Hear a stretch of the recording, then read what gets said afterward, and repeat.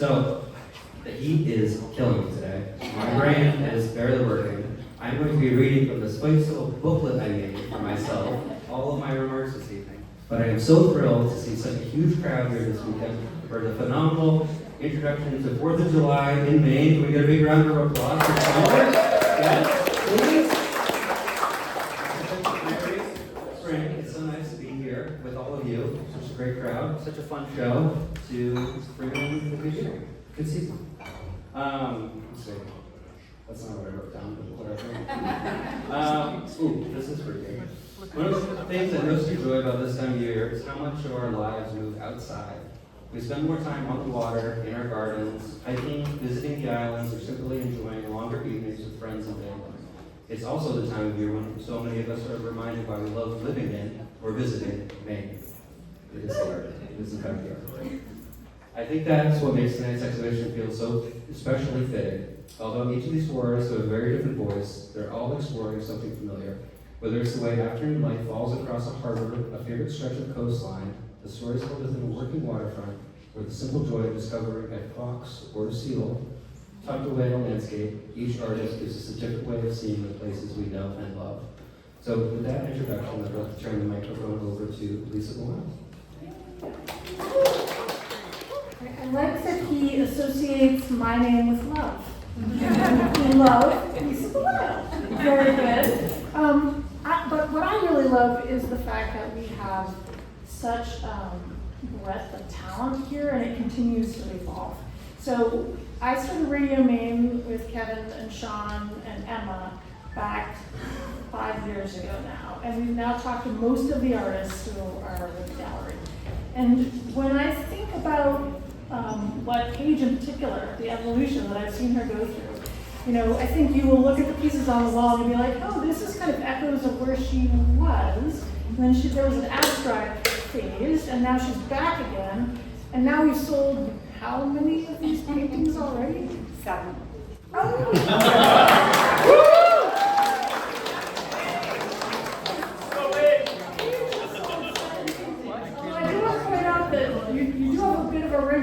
Your son and Geneva came up from Miami, and she bought the bear. So, talk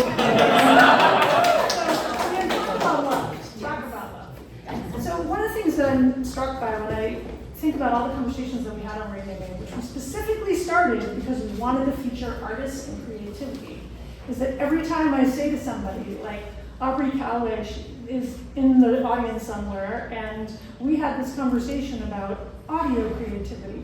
And then Aubrey's back here tonight because we had this conversation enjoying our art.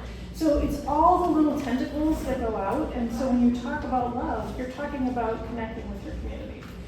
When I talked to Megan, who is the niece of Anne Trainer DeMeng, about the Special Olympics, and Megan's here with her husband, Matt, I think, oh my gosh, there's so many different people that I've met over time, and I'm so lucky. So tonight you're going to enjoy seeing and hearing from Anne and Liz and Paige, and then we've got Holly in the other room. And what I want you to be thinking about as you're hearing what they're saying is something that I just wrote about on the Bountiful Path, because I also do something called Off the Wall, which is all about artists, and this is process. What you are seeing is the final layer. What you are seeing is what is now showing up. So you're going to be thinking about all of the work that went into all of these pieces. And this is hours and hours and hours of work. So when we talk about love, it's love of art, it's love of community, it's love of process. And we're really lucky that we have artists who do the great things that they do. And I encourage you to keep buying up those pieces. Keep buying good Maine art. We're happy to have you here tonight. So going off of that sentiment, I'd like to introduce our first artist of the evening, artist Holly Smith, all the way down here from Rockland, Maine. Holly has an incredible ability to find beauty in everyday places. Whether she's painting a quiet cove, an island shoreline, or a simple rainbow flowers, there's a warmth and a worth that immediately draws you in. What stands out to me most is Holly's fascination with light. She's especially interested in those moments when the light changes and suddenly a familiar place feels completely different. Looking around this exhibition, Holly's work is on the other side, just as you walk in. I think many of these paintings capture that warm afternoon light that perfectly represents summer on the coast of Maine. It's the kind of light we've all experienced, but don't always stop to appreciate. While Holly's paintings are rooted in observation, they're really about the experience of being there. They remind us that some of the most memorable places aren't necessarily the most dramatic. They're simply the ones we take the time to notice. Without further ado, please welcome Holly Smith. Thank you. Hi, I'm Holly Smith, and thank you so much for coming out on such a warm summer day. It's like, wow. I want to thank Kevin and Emma and Sean and all the gallery staff for how they support all these talented artists that you see exhibited here today. You do a terrific job, and thank you very, very much. We can't hear you back here. Oh, can you hear me now? Okay, sorry. So thank you to the gallery for all that they do. I also want to say how it's so special to be a part of the group show and to be with Liz and Paige and Annie. So again, very talented people. So, and great river sails. I would like to also say thank you to my mom, who just passed away on May 22nd. She was 4 days shy of being 95, and she was a big supporter of me and everything I did growing up with my art. So I also want to just put a thank you out to her.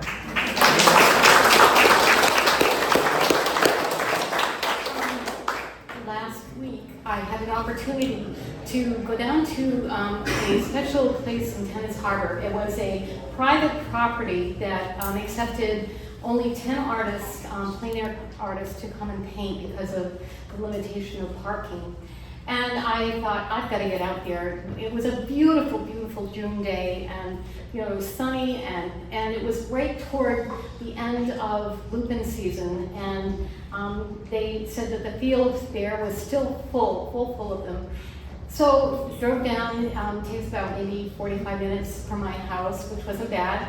Parked my car and got out and stood there and just saw this view that was just breathtaking. Just full of purple lupin. There was the ocean, and there was Mosquito Island looking out toward Port Clyde. Oh, it was gorgeous.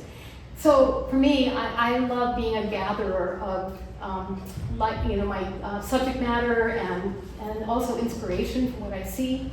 And so, of course, I scope out the place. I get out my sketchbook, and I'll sketch a few things. But I know the time is fleeting, because when you plein air paint, you cannot chase the light. You need to start that painting, and you need to get it done. Because if you start changing it as the light starts changing, your painting just will not have that dramatic look to it any longer. So, I got my paints out, and away I went, and boy, it was just a wonderful feeling. And that's what I try to do, is capture the mood. I try to capture the light, and also what I'm gathering from that site, and I hope to bring it back into my work so that you can see it and experience it as you look at it. So that's one of my goals. What I do then is I bring my subject matter back to, or my little studies. This was 11 by 14 I created that day. I bring it back to my studio, and between my sketches and my little plein air study and some photographs, I then go to a larger piece. And so it's coming. I've got the big one started, so you'll see soon a field full of lupin that I painted that day. So I want to thank you all for coming, and thank you to, again, the gallery, and thanks. Then that's it. Thank you very much, Holly. There is something impossibly perfect about the paintings that we just started. As a non-painter, I'm familiar with that with photography. The picture I haven't taken is definitely the most exciting one. Next, we're introducing Anne Trainer-Domingue. Anne has slowly been sharing bits and pieces of this new body of work with me over the last several months. And if there's anyone in this room who's excited to finally see the exhibition hanging together tonight, you're that one. What I admire most about Anne is that she continues to evolve while staying true to the places and stories that have inspired her for years. Her paintings are rooted in New England's working waterfronts, fishing communities, and coastal towns. but they never feel like literal depictions. Instead, they feel more like memories. Anne strips away unnecessary detail until what's left is the feeling of being there. Her bold colors and simplified compositions leave for each of us to bring our own experiences to the painting. One of the exciting things about this exhibition is seeing her push into more abstract territory. Alongside the figurative work many of us recognize immediately as Anne's, there are paintings that show that she's still experimenting, still growing, and still finding new ways to tell these stories. Please welcome Anne Trainer. It's funny because I'm starting out by just saying, first I'd like to thank God for giving me the gift of being an artist. He could have made me a couple inches taller, I'd have been perfectly happy. And also guiding me to Portland Art Gallery to exhibit in this beautiful space with wonderful, smart people to work with. I appreciate every one of them that has anything to do with either making a sale for me or just talking about my work, and the enthusiasm of Sean is like over the top, so I really appreciate that. I consider it a blessing to create artwork that may bring enjoyment or help someone feel closer to another or simply experience a quiet moment in a noisy world. The paintings in this loosely real, it's what I call this body of work, go back a bit toward realism, where I bring forward a fresh, loose approach to real locations here in Portland.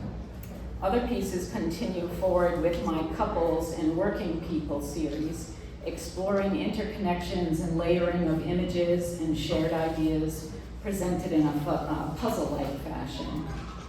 I began painting full-time in 2013 in a fairly realistic style, with the landscape and coastal waterfront views from photos along with some plein air work. Over time, I felt I didn't want to fight the outdoor elements to paint direct from life, and committed to painting indoors in my studio. For someone who absolutely loved camping as a child and just being outdoors, this was something that surprised even me. I settled into the cold comfort of my first real studio that my husband built for me, and created work that many people enjoyed and purchased, which was lovely. What a revelation. I've been going strong ever since, and exhibiting here has been an excellent choice for me, finding many new collectors who love my work. I've worked in graphic design and advertising in my past, and developed a bit of a habit using a sketchbook to play with ideas. I bring that habit to my painting work as well. The tiny drawings in my sketchbooks continue to be of interest to people. I greatly enlarged several of them for this exhibition to demonstrate part of the process I use to develop possibilities for new work. I've also brought a binder with some recent sketchbook pages if you're curious to see them. Lastly, I hope you celebrate the 4th of July and the miracle of America's founding with fireworks, friends, and family, or perhaps reread the Declaration of Independence, or at least cheer loudly as Team USA goes further in the World Cup. So our next artist this evening, big cheerleader for him, Paige Eastburn O'Rourke. Paige's paintings celebrate the Maine coast, not necessarily as it looks, but as many of us remember it. She draws inspiration from places like Monhegan, Lubeck, and Downey's Maine, but these paintings are shaped just as much by memory and imagination as they are by the landscape itself. One thing I especially enjoy about this new body of work is the numerous critters she's included. Seals, shorebirds, butterflies, foxes, and all sorts of other wildlife seem to naturally belong in these scenes. It's fun because every time you look at a painting, there's a good chance you'll notice something this before. I think that's what makes Paige's work so enjoyable to spend time with. She captures the places we love about Maine while reminding us to keep looking. There's always another detail to discover. And without further ado, welcome Paige Eastburn. Good evening, everyone. Thank you for being here tonight. It's wonderful to see so many familiar faces, family, dear friends, and the Portland Art Gallery family. I'm happy to have Kevin, Duncan, Griffin, and Geneva here. Griffin and Geneva traveled from Miami to celebrate with us, and it means the world to me to have my family here.